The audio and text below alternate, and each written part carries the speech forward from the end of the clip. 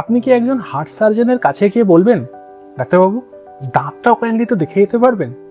অথবা একজন আর্কিটেক্টকে বলবেন, বাড়িটা ডিজাইন করবেন ঠিক আছে, বাট ইলেকট্রিকের কাজটাও না একটু করে দেবেন? করবেন না, তাই না? কিন্তু মজার ব্যাপার কি জানেন, মার্কেটিং কনসালটেন্টের ক্ষেত্রে এটা রোজকার ব্যাপার। একজন ক্লায়েন্ট আপনাকে মার্কেটিংয়ের জন্য হায়ার করলেন, ধরুন social media, SEO, website management, content strategy, সব কিছু ঠিকঠাক। তারপর ধীরে ধীরে এই লিস্টটা বাড়তে আরম্ভ করলো, নতুন নতুন জিনিস আসতে আরম্ভ করলো।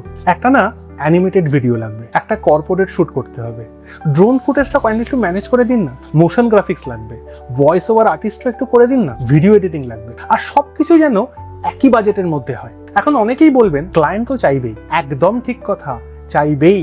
কিন্তু একটা জিনিস আমাদেরকে বুঝতে হবে, মার্কেটিং একটা প্রফেশন, এসইও একটা স্কিল, অ্যানিমেশন একটা স্কিল, কর্পোরেট ফিল্ম মেকিং একটা স্কিল, মোশন গ্রাফিক একটা স্কিল। আর এই প্রত্যেকটা স্কিলের পেছনে থাকে বছরের পর বছর পরিশ্রম এবং অভিজ্ঞতা। সমস্যাটা চাওয়াতে নয়, সমস্যাটা তখন শুরু হয় যখন আমরা ভাবতে শুরু করি একজন মানুষ সবকিছুর এক্সপার্ট। আর তখনই ব্যবসাগুলো একটা ভুল করতে আরম্ভ করে। তারা একজন মানুষকে হায়ার করে ঠিকই, কিন্তু আশা করে একটা পুরো টিমের আউটপুট। তারপর কয়েক মাস পর বলবে, দাদা মার্কেটিং এ কাজ করছে না। কিন্তু প্রশ্নটা অন্য জায়গায়, মার্কেটিং কাজ করছে না, নাকি একজন মানুষকে দিয়ে 5 জন মানুষের কাজ করানোর চেষ্টা করা হচ্ছে?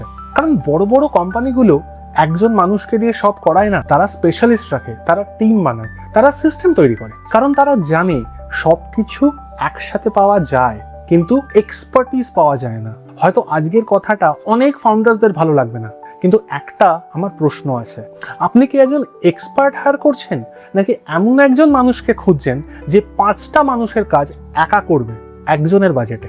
চিন্তা করবেন।